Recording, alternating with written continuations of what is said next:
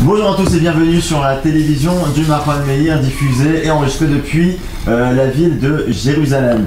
Nous voici à quelques jours de la célébration de la fête de Pessah, où nous nous souvenons de la sortie d'Égypte, où seulement 1/5 du peuple hébreu a décidé de s'extirper des carcans de l'exil dans lesquels il se trouvait pour vivre enfin sa propre histoire, aidé évidemment des miracles de Hachem et de la conduite de Moshe Rabbeinu. Le but de cette sortie est explicitement écrite dans le texte. Il y a 5 verbes qui évoquent la libération et son objectif: vous soustraire, vous délivrer, vous affranchir, vous adopter et enfin je vous mènerai au pays, etc. etc. On en parle tout de suite avec le professeur Roni Akri.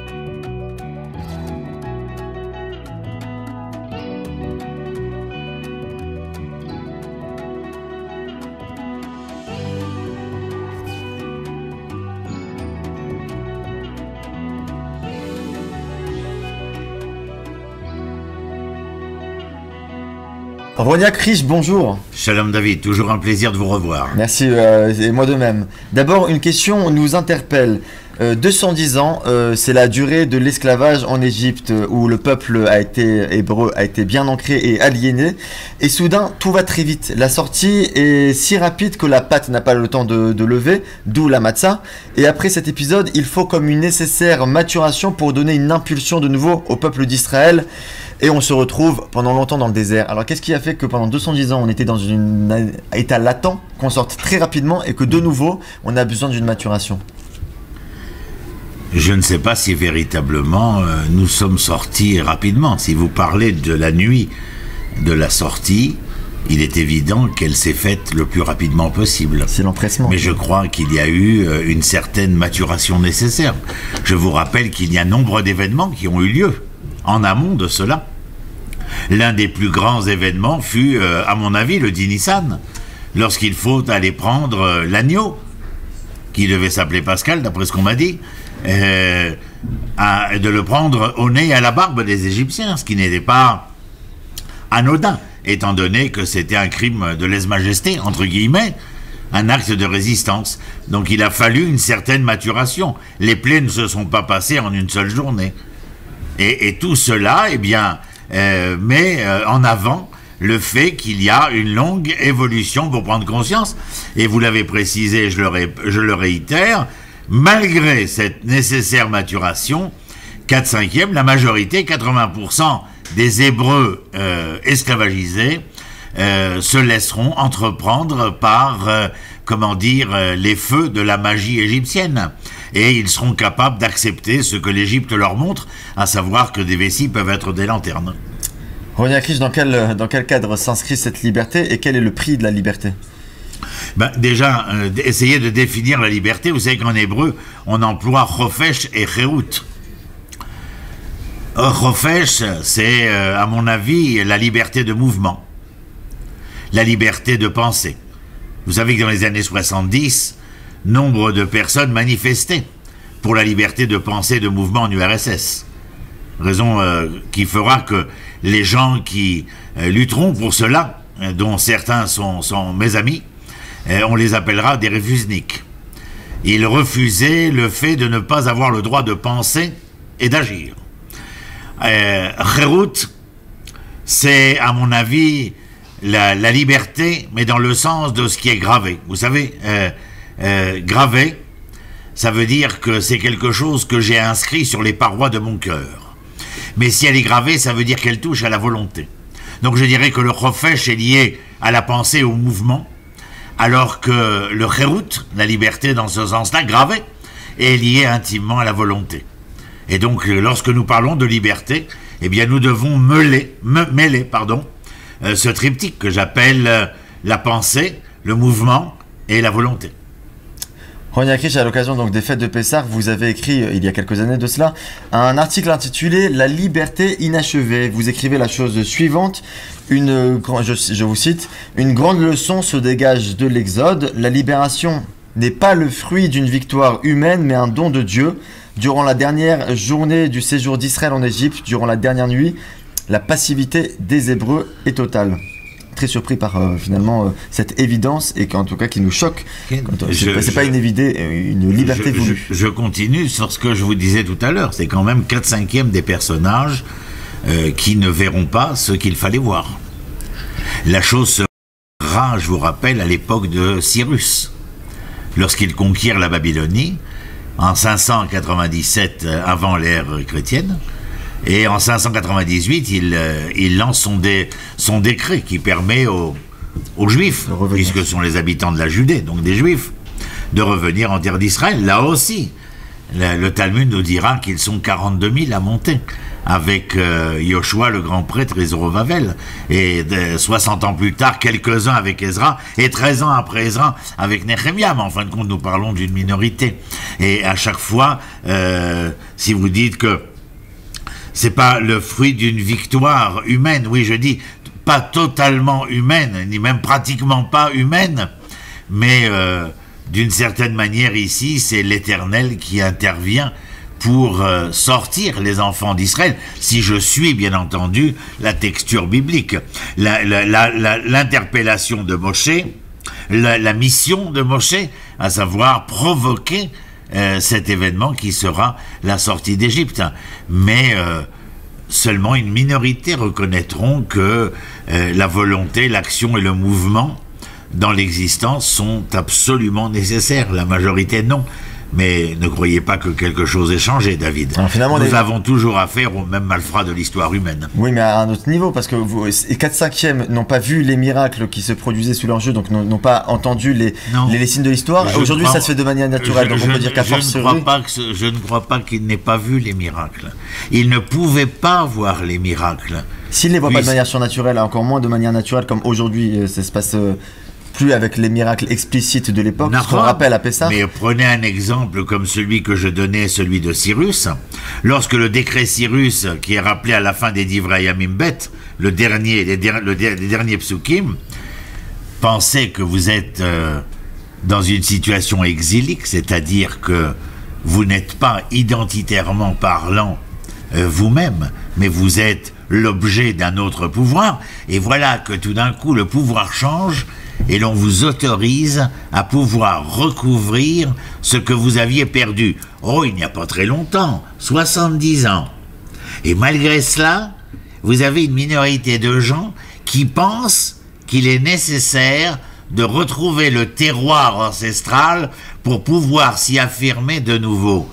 Il y a là une lacune, quelque chose d'absolument interrogateur concernant ces Juifs exilés de Judée, mais qui ne vient pas démentir la phénoménologie des humains qui, face au miracle, face au processus miraculeux de l'histoire, parce que lorsque le souverain, le pouvoir qui ne vous autorisait plus est tombé, et qu'un nouveau pouvoir survint, et que ce pouvoir vous autorise à pouvoir devenir, c'est quand même assez étonnant que la majorité ne trouve pas là le point de levier afin de pouvoir se sortir des méandres, ou comme vous l'avez dit très bien, des carcans de l'exil. Mais donc je vous dis que ce n'est pas qu'ils ne voyaient pas le miracle, ce n'est pas non plus à l'époque Cyrus qu'ils n'ont pas entendu ce que Cyrus déclare. C'est qu'ils sont dans une autre appréciation de leur existence, une autre vision, une autre appréciation, un autre avenir les meut, et non pas un devenir. Car si nous étions à dire comme il faudra le dire l'an prochain à Jérusalem, et que cette phrase soit inscrite, comme je l'ai dit tout à l'heure, comme liberté, dans la pensée, dans le mouvement, mais gravée comme volonté, eh bien l'an prochain, vous seriez à Jérusalem. Or, ce n'est pas le cas. Aujourd'hui, nous avons la chance de vivre ce que tous nos ancêtres n'ont pas vécu, à savoir que nous sommes très bientôt la majorité du peuple juif en Eretz Israël, que nous commençons à retrouver des perdus disparus, comme les Éthiopiens de la tribu de Dan, les Indochinois de la tribu de Ménaché, qui ne sont pas juifs, bien entendu, puisqu'ils n'appartenaient pas à Yehuda, ils appartenaient à Dan et à Ménaché, donc ce sont des enfants d'Israël ou des Hébreux dans mon langage. Eh bien voilà que les choses se font Mais vous remarquerez que malgré l'effervescence autour d'Israël à travers l'ensemble des médias internationaux, vous avez nombre de Juifs qui voient, qui entendent, qui sentent et qui malgré tout vous diront « moi non ». Roni Akrish, pourquoi à cette époque-là, je parle spécifiquement de la sortie d'Égypte, de l'événement de la sortie d'Égypte, a-t-il été nécessaire d'avoir une intervention divine, ce qui ne s'est pas répété de nouveau dans l'histoire? Qu'est-ce qui est de si particulier pour qu'on en fasse un souvenir pour les générations, qu'on lise la Haggadah, qu'on fasse un seder, qu'on raconte à nos enfants, à nos petits-enfants, pour cette sortie particulièrement? Pourquoi a-t-il fallu l'intervention divine? De quoi le peuple n'a pas été-il capable? Le peuple n'a pas été capable pour les raisons que nous connaissons. Ceux qui sont sortis. D'abord parce que vous comprenez bien que s'il ne se passe pas un événement particulier, lorsque nous devenons le chiffre de notre histoire en ayant perdu le nom, nous sommes pris dans une inertie du mal, de la peur, de l'angoisse, de la violence et de la mort. Pour que nous nous sortions de cette peur, de cette angoisse, de la mort, de la souffrance, de la libération d'un pouvoir hégémonique, il faut qu'il se passe quelque chose. Et vous avez remarqué que, même pour la libération de Paris, ce ne seront que quelques centaines de jeunes gens qui prendront les armes pour permettre à Paris de pouvoir être prêt à faire entrer la 2e division blindée du général Leclerc, plus la division du général Patton. Mais la majorité des Parisiens que nous avons à l'Institut national de l'audiovisuel se trouvent dans les carrefours en train de regarder leurs propres enfants se battre pour que la 2e DB et Patton puissent rentrer. Vous auriez voulu, vous comme moi, voir l'ensemble de ces gens qui étaient en train de mater la souffrance, la douleur et la mort, de les voir prendre les armes, des cailloux, des pierres, des barres de fer, et d'aller essayer de défendre leur devenir. Vous comprenez qu'il faut une maturité.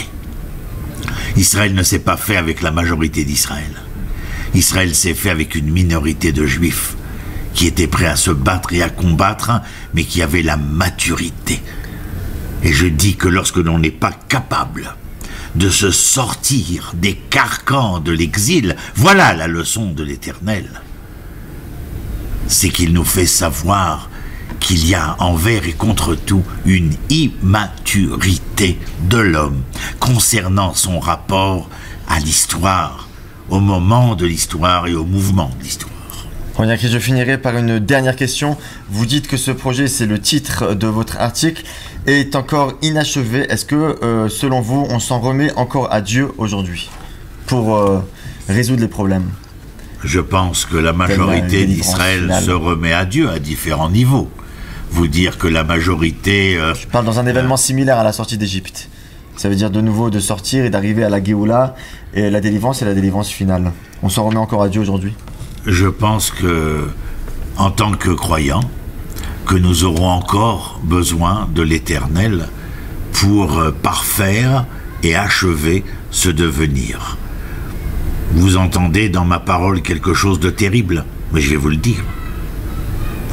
Je garde très peu de confiance dans la capacité de l'homme à devenir mature face à l'histoire.